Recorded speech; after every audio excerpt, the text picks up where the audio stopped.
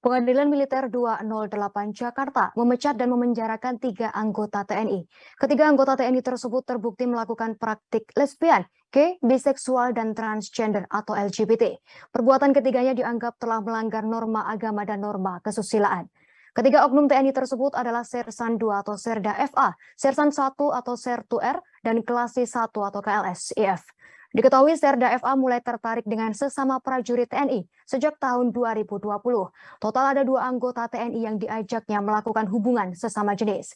Hakim menyatakan perbuatan menyimpang itu dilakukan ketiganya di Mes Cilangkap, Jakarta Timur. Ironisnya hubungan sesama jenis tersebut dilakukan hingga berulang kali. Majelis berpendapat perbuatan para terdakwa yang melakukan praktik hubungan seksual sesama jenis menunjukkan perilaku yang sangat merugikan institusi. Apalagi hal itu juga sangat bertentangan dengan norma agama dan norma kesusilaan. Para terdakwa pun telah mengetahui perbuatan tersebut melanggar norma agama dan norma kesusilaan.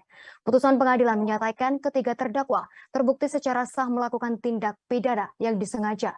Padahal sudah jelas TNI memiliki peraturan soal penindakan prajurit TNI yang melakukan praktik LGBT.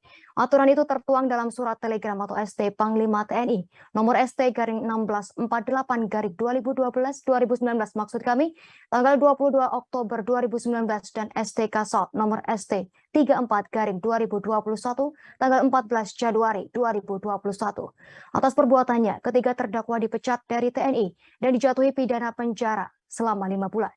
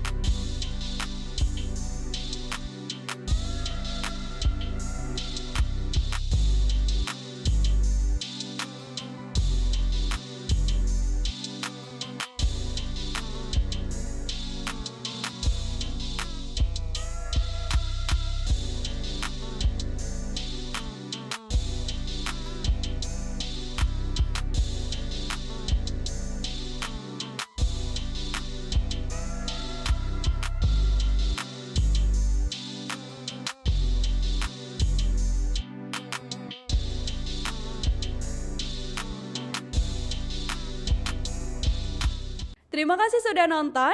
Jangan lupa like, subscribe, dan share ya.